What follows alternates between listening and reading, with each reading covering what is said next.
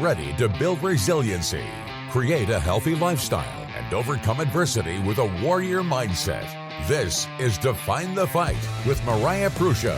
Hey, welcome back to this fine Monday morning. We are here and we have spoken many times in regards to the importance of building resiliency, empowering individuals, and really stepping into your own in life. And that's what it comes down to, is defining the fight. Until you define the fight, how do you expect to win the fight? And joining me today is an amazing individual who sees that education is more than education. He has served as, or is currently serving as, the superintendent of the Northern Cass School District for the past 10 years. He has been an administrator for 17 years, and in his current role, he has worked with a dedicated and passionate group of educators to shift their entire system to personalized competency-based learning. He also has served on the governor's task force on innovation, which has challenged North Dakota's education system to think differently. Northern Cass was a finalist for the YAS Prize, and they received $500,000 to develop a full-service community school. Dr. Corey Steiner believes that every learner can change the world. Therefore, we must provide a world-class education. And I couldn't agree more with you. So, Dr. Corey Steiner, welcome to the show. Well, thank you for having me. It's truly an honor to be with you today and be part of a show that pushes people to see the value that they bring to this world. You know, I have to share this with you, and you may or may not know, I know we've had different conversations, but 2 years ago, moving out to the Hunter area and pulling my kids from what they knew, which was, in the Fargo area, and then bringing them to a rural school, I had no idea on how much they would start to thrive in a different way until they started at Northern Cass. And clearly there's a different system, grading system, but also you navigate and provide different means. So it's not just, hey, we're going to make sure that we check the boxes for college. It's, okay, where are you going to be? Do you want to go to college? Do you want to go into the trades? Do you want to go into the military? And you're helping individuals on, okay, let us help you with that journey on where you want to go instead of us pointing to where you should go. What have you found with Northern Cass, okay, from shifting schools? What was the most important thing to you when you first started at Northern Cass? Well, I think a couple things were really important. When I got the job there, I can remember in the interview process, one of the things they said is, what would Northern Cass say in 10 years? And I said, well, I want people from around the country to travel to this school in the middle of a cornfield because we're looked at as one of the most innovative districts that really puts learners at the center. And I can remember people at the time started laughing about that. And I said, they're not laughing anymore because people from around the country are coming to see what we're doing, to see the amazing thing our educators do and see the beautiful, wonderful learners that we have. So I think, first of all, there's this family atmosphere at Northern Cass that we're going to give you big school opportunities in a small school environment. We're going to know you, your kids, grandparents, like we are just going to wrap you up tight and you're going to be part of an extended family. And I think the second thing is Northern Cass from its 25 years ago has had a history of innovation. And so it was, how do we take that history of taking risks, being willing to fail, and build that into a redesign of the entire system and not just small parts. We believe that if you tinker, you can never really truly transform a system. Well, you talk about failing. I think it's also learning that it's okay to fail, because that's where the lessons in growth truly start to rise, is because if we strive for perfection and that's all we've ever really known, and you haven't fallen on your backside, then what's going to happen when you actually do face adversity? And I know that clearly there's been adversity in every single school, and I know you've probably faced it as well. But the way that you're designing the school in a different way and a different mindset is huge. What type of things are you currently providing or wanting to implement in for new experiences for the learners? One of the things that we said when we began our transformation many years ago, it was about experiences over content. We used to live in a world that valued how much you knew.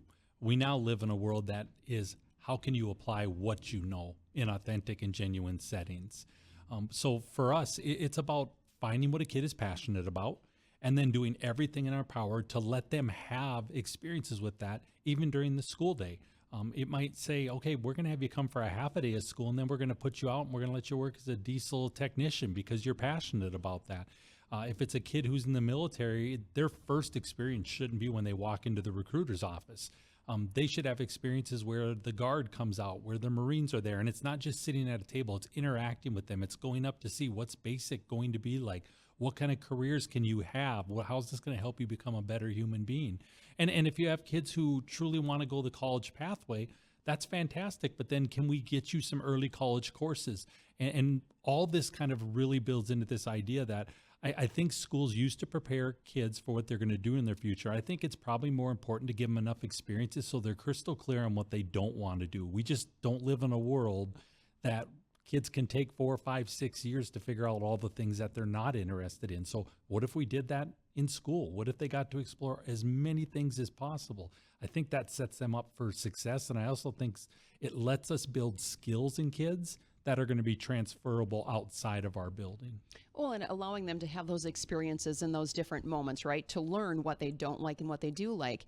I know going into school or into college as a freshman, I had no idea what I wanted to do. And I think that's a lot of kids like, okay, well, I'm just going to put this down that I'm going to go into it. All right, the first year is generals. I'm going to shift anyway, right? At the end of the day. But by having those different things, right, trying new things out, they're going to see, yeah, I'm really not keen towards this or I am towards the other. You also have great connections with different businesses where they have an internship opportunity, correct? Yeah, we have a lot of kids that are doing internships both inside and outside the building. Just to kind of share a couple of those, a couple of years ago, Downtown Yoga, which is really popular right now, one of our kids was their social media manager as a startup.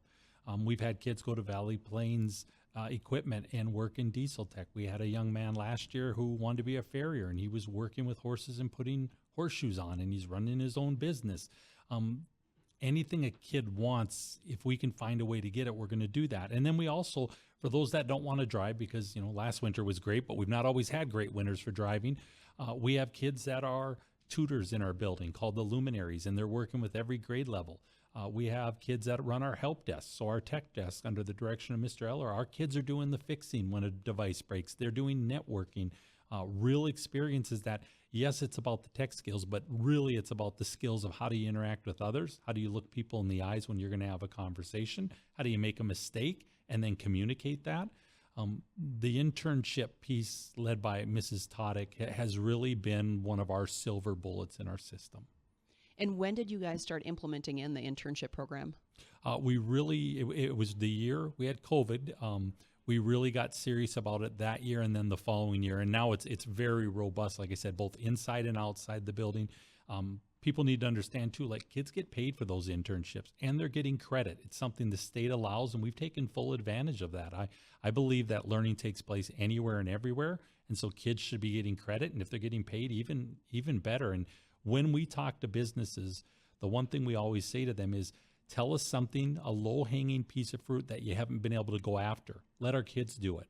And I can tell you, it's really quick in the conversation. If they tell me, well, your kids aren't capable of that, that's not a place that we're going to go. We want places that are going to let our kids do more than sweep or get coffee. We want them to actually give them a chance to impact that business and serve them. Well, speaking of serving, you also have the fact that implemented into the experiences and into the different things, subjects that they have to incorporate in is community service. Mm-hmm.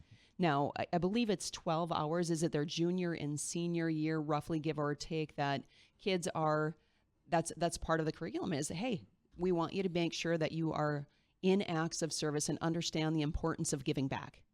Yeah, so our kids need 25 hours of service throughout their high school experience. When we did that, I'll be honest, it was a little bit of a checkbox, like, oh, okay, to be choice ready, you got to have 25 hours of service. And then when we looked at it, we're like, okay, if we've got 40 kids, we're talking 800 plus hours of giving back to our community. Think of the difference that can make. And what we've seen, I sat with a kid the other day and said, well, you can get community service for this. They're like, oh, I'm well over my hours. I'm here because we're supposed to serve others. That's why I'm doing this. And I think if that's a mindset, even half our kids come out with that, hey, when I get out into the community where I set my roots down, I'm going to serve others. That can create a much kinder, more gentle, more compassionate society.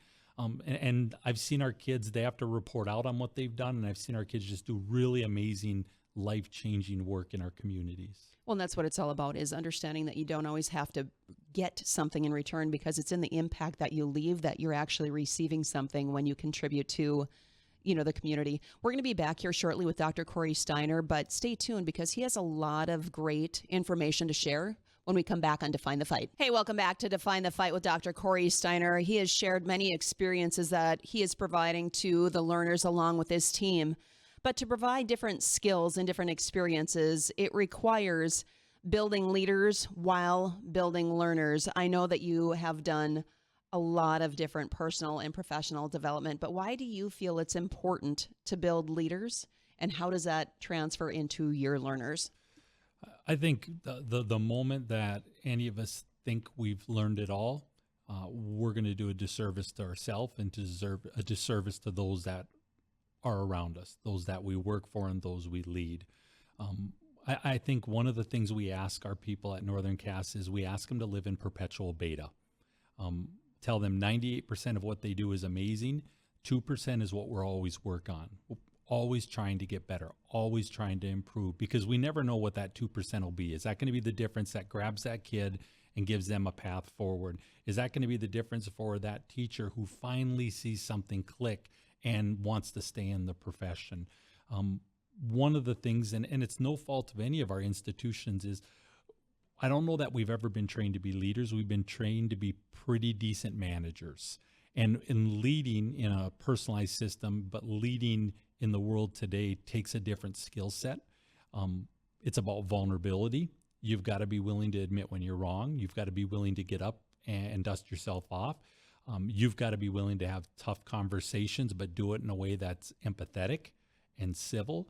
And you've got to start to have a vision of how is your organization going to be flexible and adaptable enough to meet the changing world that we live in right now. I mean, the amount of information available out there is doubling like exponentially all the time.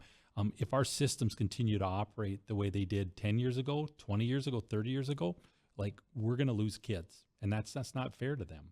Right. Well, and it comes down to the fact of, like you said, things shift. Things change, and we have to make sure that we're moving with the change, but then also developing knowledge. If we think that we know it all, then we failed ourselves, but we failed everyone else around that is, looking up to us for mentorship or for leadership as well. When we look at the fact of personal and professional development, what are some different things that you've found have worked really well within Northern Cass and within yourself? A few things. I would say one of the things that we're proud of in our professional learning model is we've done a research and development model. We kind of take a business model to that. So instead of this idea of like, hey, we're all going to sit, we're going to give you a bunch of information, then I hope you go back and do something. Now we're saying, hey, we're going to learn something. We're going to do it in a cohort model. So you feel like there are people there that can support you. We're going to implement.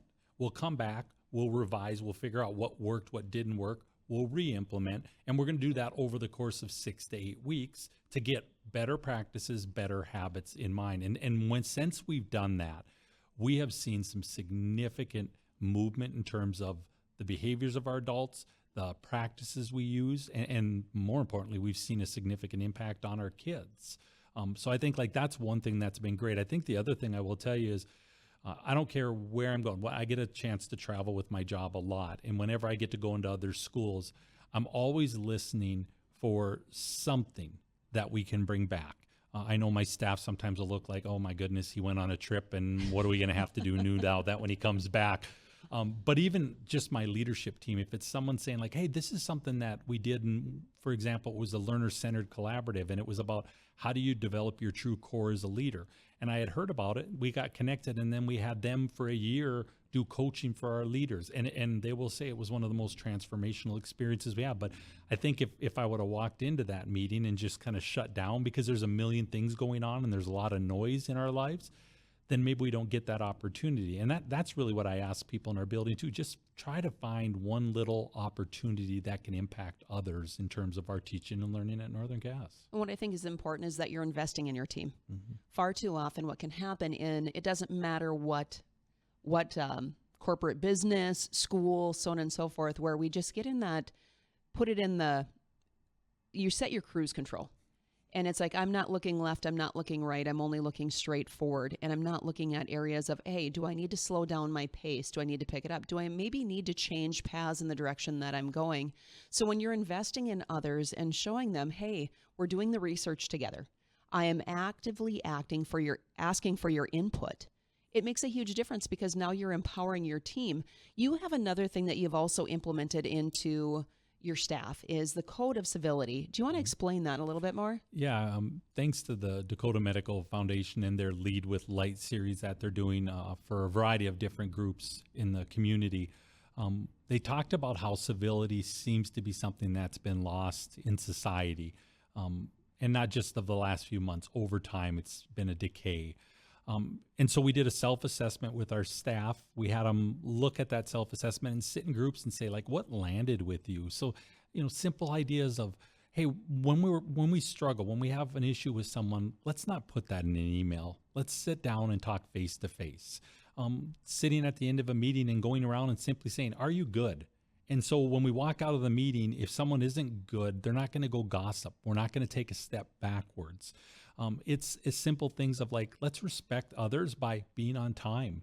I mean, these aren't rocket science ideas, but they are things that they send very subtle messages when people don't commit to civility. So we've developed our code of civility, and then we developed our look-fors. This is how we know we're acting civil, and then here's the behaviors that aren't.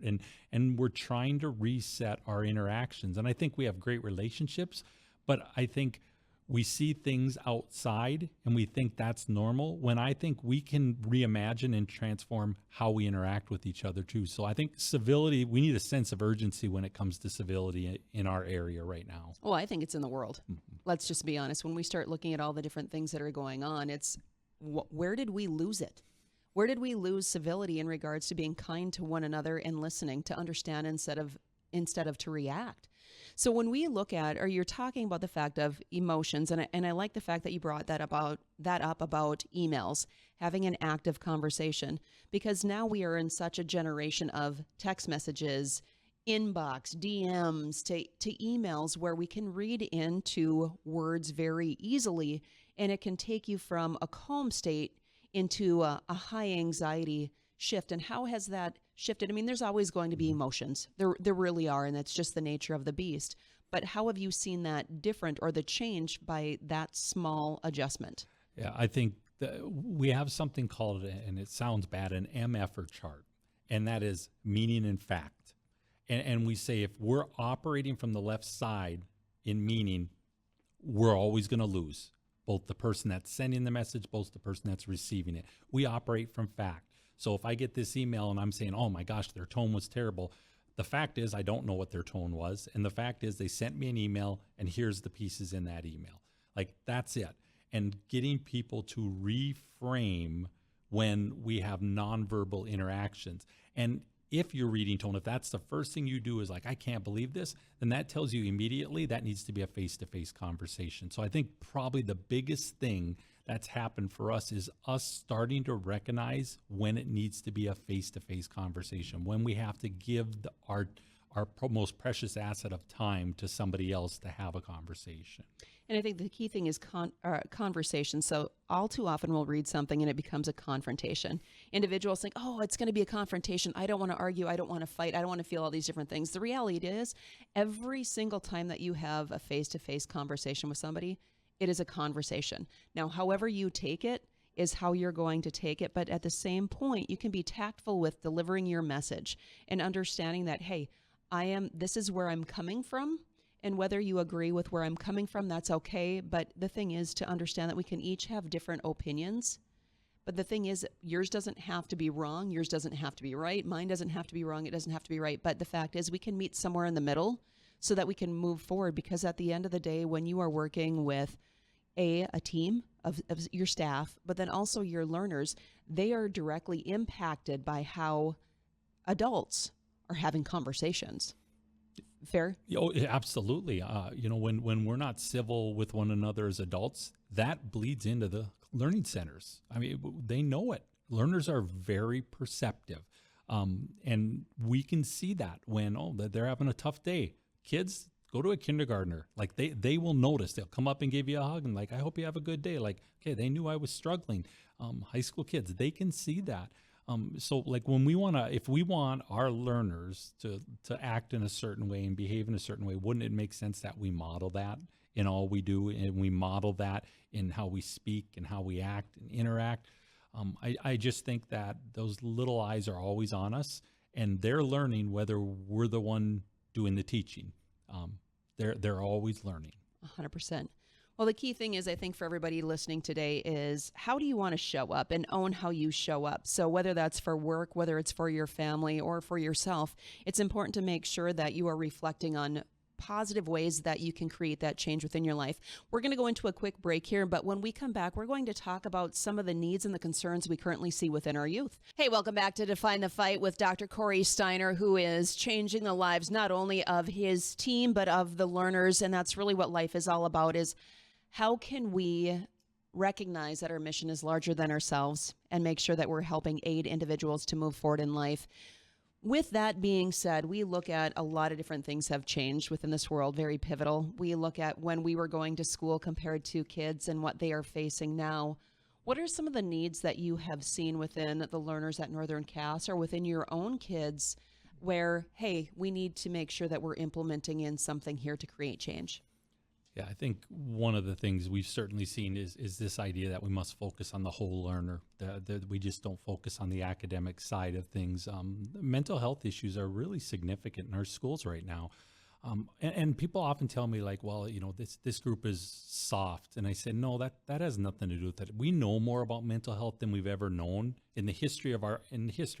And so then it behooves us to do more with that information. I did think people had anxiety and depression when they were growing up my age, when I was little, but it wasn't a thing that people talked about. So we've got to find a way to provide services in our schools. It's something that we're really committed to. We've done it for over the last 5 years. We've had a partnership with the Village. Our kids can be seen by a mental health therapist in school during the school day. It saves parents time of not having to drive out, driving back out and dropping your kid off.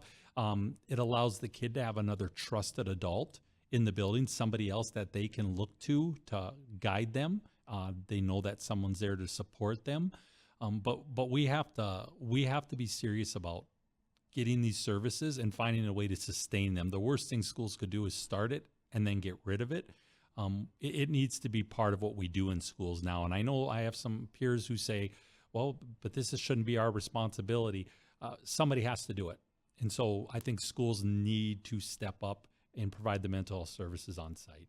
And it is a challenge when you look at parenting too. It's not the typical 8 to 4, 9 to 5 job anymore, where individuals, you look at inflation, the cost of everything, where parents are doing anything and everything possible to put food on the table. But at the same point too, there's more single parents too. So looking at those challenges, it becomes a team effort. So the school being able to provide those services is great. But then too, I know you guys just started with tips to send home and text messages. I receive those on how you can implement or help different areas for your kids as they grow. Mental health is crazy right now, and I shouldn't use crazy with mental health, but it is. It's growing at such a significant rate that what can we do to tap the brakes to bring it down? And yes, counseling and providing therapists are great, but also too, when we look at nature, and I talk about this a lot on the show, is nature is free.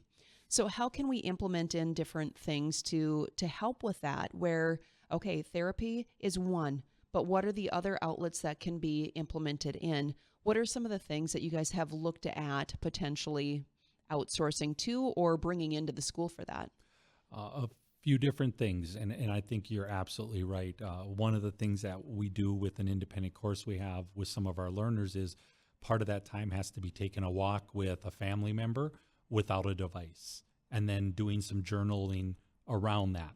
And what we hear from families and kids is like, that's some of the most enjoyable time I have, because there's no pressure of having that device. There's no pressure of being connected with anybody but the people that are right there beside you. I think we work with the Cook Institute, which is an organization that provides parent resources.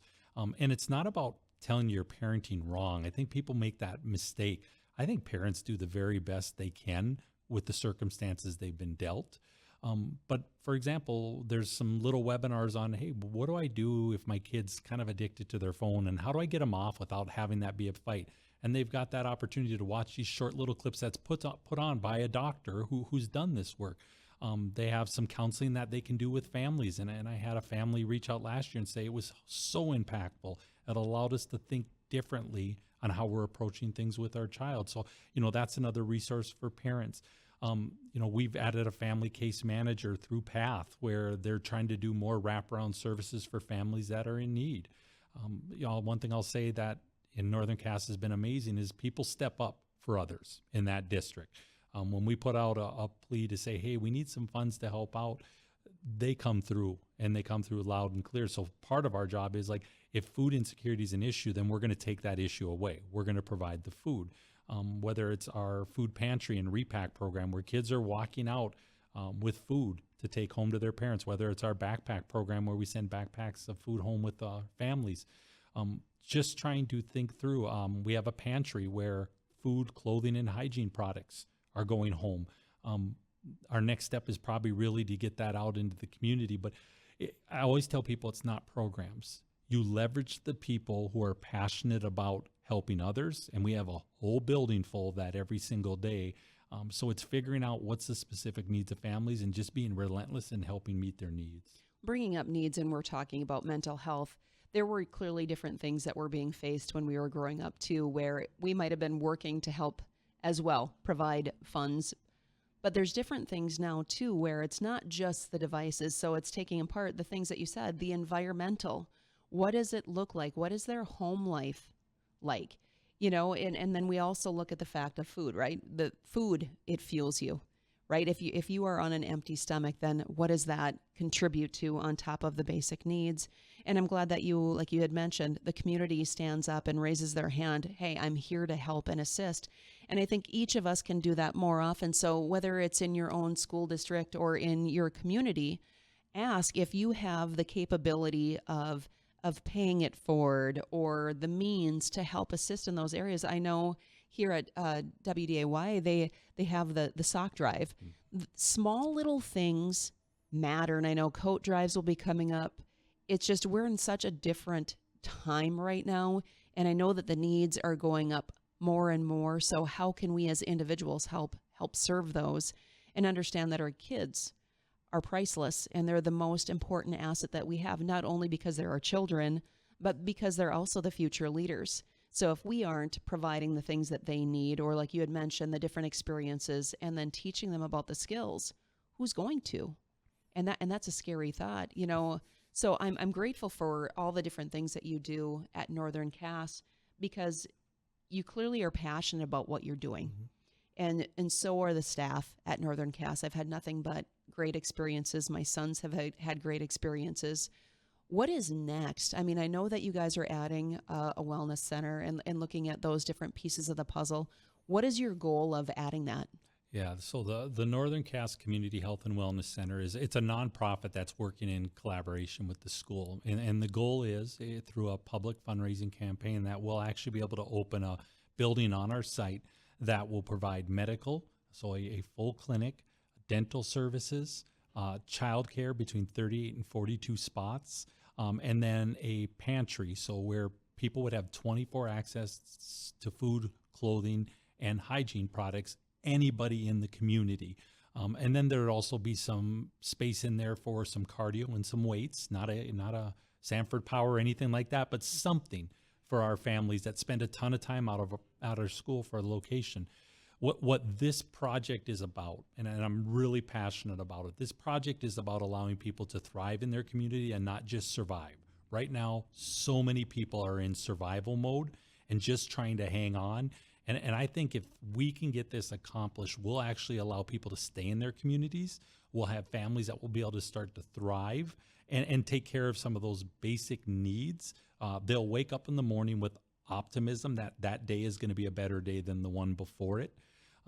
This is a generational project. This will change lives for 50 to 100 years, well beyond my time at Northern Cass. It has the opportunity to provide a model that rural schools across the country could adopt. And imagine that every thing a child would need would be about 100 feet away. And even thinking through the other part, one of the big things we're facing right now is how do we recruit and retain great teachers, people that love kids. And I always say great teachers love kids even on days when sometimes we're questioning when we love our kids. Right. So now if we can provide childcare at a really low cost on site, like that could be a difference maker. That gets more people to see Northern Cass as a viable option for their entire career. So like we have the chance to rewrite a narrative around what schools can be and could be. Well, and when we're looking at rural schools, what most may not recognize is the closest proximity, right? You've got multiple towns that are commuting. So you've got Hunter, Arthur, you have Galesburg area, right? I mean, it's spread, and I'm missing some of the towns. You have some people that travel from Harwood, so on and so forth. The key thing is to understand that the school is literally in the center of nowhere. The closest thing to it is a farm, right? So that's really what you're looking at, which is great because when they step outside, they don't have to worry about the traffic, like the noise, the overstimulation. They're in a great, safe, and beautiful environment. But the means to get your kids to and from Fargo for appointments is a challenge, especially when you have working parents. So to be able to provide, like you said, dentist, doctor, so on and so forth, those different pieces, it's going to be a huge element that is going to help, A, reduce stress from parents, but then also provide different services for, A, the learners, but then also, too, you're providing job opportunities for people who may want to say, hey, I want to be in a rural area. Now they'll be able to have that. What is the anticipated? I know it all depends on fundraising. It all depends on when they're able to build. What is your goal to complete that project? Ultimately, our goal, we know with phase one, which is those pieces I was talking about, is about a $10 million raise. We believe that if things fall into place in the next 6 months, that we could be going to break ground in the fall of 25, the spring of 26 at the latest. Beautiful. So it's close. Hey, it all takes time. It does. I think the key thing is that we learn patience in the journey. So we'll be back here shortly with Dr. Corey Steiner to learn a little more. Hey, welcome back to Define the Fight, where rural schools right now are really leaving an impact. And I love the fact that Dr. Corey Steiner is looking at different ways to implement change. So we have spoke about different ways that you've implemented in experiences, internships. You're looking at the wellness center and bringing so much more. I think the key to understand is this is not just limited to rural schools. And I know that you're going on more ways to learn knowledge and bring that forth to our area. What can other schools learn from what you're currently doing, and how can they implement it in? Yeah, thanks for asking that question, because I hear a lot of people that will say, well, we just can't do this. Like, it worked for you. I'll say, first, one, take on the mantra that our people have at Northern Cass. Be brave before perfect. There is no such thing as a perfect system. We've been living in an education system for 150 years that has done a really good job of doing what it was intended to do, is to sort, select, and rank kids. But that's not the world we live in. That's not what we need from our educational system. So brave before perfect is the first thing.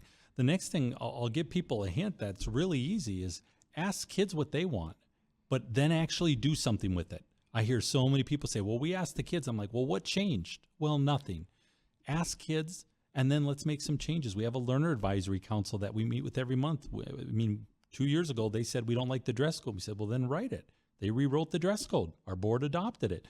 It's really tough to look at me and say, I don't like the dress code when they're the ones who wrote it. Right. So ask kids what they want. Ask them how they want to learn something, and then just try something.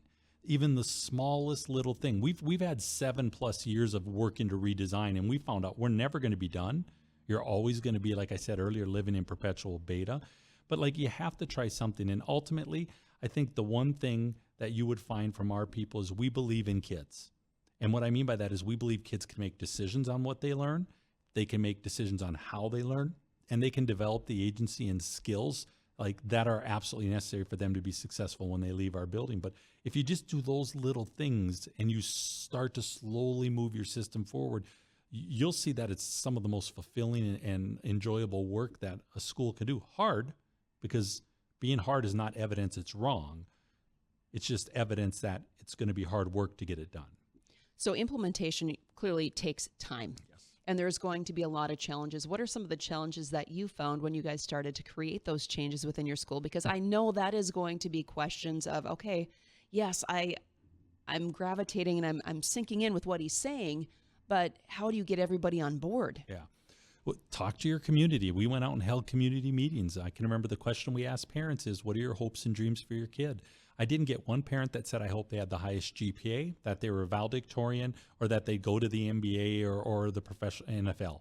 Like what they said is, I want my kid to be happy, fulfilled, be a good partner, be a good parent if they choose. I want them to have skills to be successful. And I told them, what if I told you our current system won't let you do that? But if you'll trust us, we're actually going to have kids walk out with a really unique skill set where they can advocate, they can have conversations, they can look people in the eye. Can you give us a chance? And we had built enough trust to be able to then make that shift and start to do those things. So everybody has one thing that's in common. We all went to school. And so everybody believes there's a certain way that school needs to be done, whether good nor bad. I'm saying there's not. I'm saying that we should do schools with what our learners need in that moment. So what's good one year might be different the next year, depending on the learners that are sitting in front of us. And you also incorporate different type of studios, which I think is great because you introduce them to different ways. And it's a short amount of time frame where, again, attention spans are different, where they might gravitate for, a couple of weeks, but when it becomes an entire semester or a quarter, it can be long. So what are some of the studios that you've implemented in the past? 6-week co-design learning experiences, short enough to get through it if you don't like it, and long enough to dig deep. We had one around kids with special needs called Exceptional, where they wanted to make sure we built a more inclusive environment. One around cursive writing, which I honestly didn't think would be that popular, but then kids created a pen pal with community members and senior citizens, and even when the studio ended, they just kept doing it because they had so much fun with it. I have a young lady who developed a graphic novel about women leaders who nobody told their story because she wanted to see things, look at pictures and stories of people that looked like her. I had a learner who we had this really cool seating thing that was going to cost $10,000 to buy. We couldn't do that. And we said, do you want to build it? And he did that. And he did it by going out to community members and having to do a pitch on why they should donate.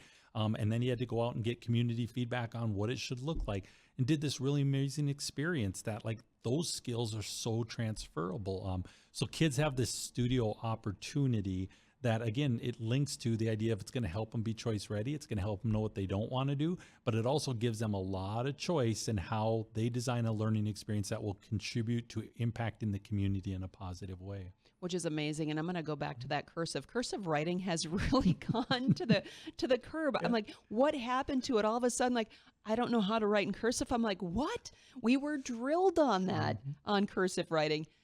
Is it still taught? Out of curiosity? I would say it is exposed, okay, not taught. It's such an interesting dynamic because people will say, well, you don't need it. And I'm on both sides of the fence. I sometimes say that, yeah, we do. And other times I don't see it as relevant compared to other things. But what we found is some of those kids became the interpreters for letters from grandma and grandpa because kids couldn't read it. My daughters couldn't read it. And so I'd always have to say, well, this is what your grandma's writing in there. Now they could do that. And they think it's so cool to be able to be the person who tells kids, this is what your grandma and grandpa, this is what so-and-so is saying to you. Which, again, it just blows my mind, but then it just goes to show how quick things shifted, because now most of their writing isn't writing, it's typing. Correct. Where everything has shifted. So I think it's important to make sure that we're not losing the old trades or the old ways of doing things, and how can we sprinkle them in, like you said, so you're going to be able to read your grandparents' letters if you understand cursive. And isn't that a powerful way to show the connection and the why, the purpose behind something as small as cursive writing? Yeah, it's ultimately we need to create a compelling reason for why somebody should be learning something. It doesn't always have to be interesting. It doesn't always have to be fancy, but there needs to be a compelling reason of, like, why is this going to impact me as a human being? And then how is it going to impact others if I learn this skill? And something that I didn't think would have an impact has had a huge impact, led by Mrs. McPherson. The cursive studio has been amazing. We have an interior design one where they actually design dollhouses for kindergartners. The kindergartners are giving feedback to the middle schoolers, and they're having to iterate multiple times. Like, that's a really powerful learning experience when you know, like, I am preparing something to benefit. And I've had kids say, like, I love it. Those kindergartners are so happy when they see the final dollhouses. Like, then it becomes something that they learn, and social play is a huge learning thing for kids. So it's just the studio model has been really one of our great successes in the last 3 years. And how amazing to have the older students and learners connecting and learning how to communicate with the younger ones, because that's only going to help down the road, is because when we actually go into life, into bigger pictures, we have to be able to communicate with individuals of all demographics. But I want to thank you so much, Dr. Steiner, for coming on Define the Fight. I love what you're doing within the community, and I know that you have so many more great things that are coming up ahead to impact the lives of others. Thank you. And I appreciate the time. And I also want to thank you simply for being you. You are truly one of the great advocates in our community for young people and for people taking control of their lives and living a better life and impacting others. So thank you for just simply being you. Thank you. I appreciate it. Now, if you are not busy this upcoming weekend on October 5th, Saturday, make sure you check out our upcoming Women's Self-Defense Seminar, which will be at Empower Mind, Body, and Soul. To learn more, go to or email info@mariahprussia.com. We'll see you next week on Define the Fight.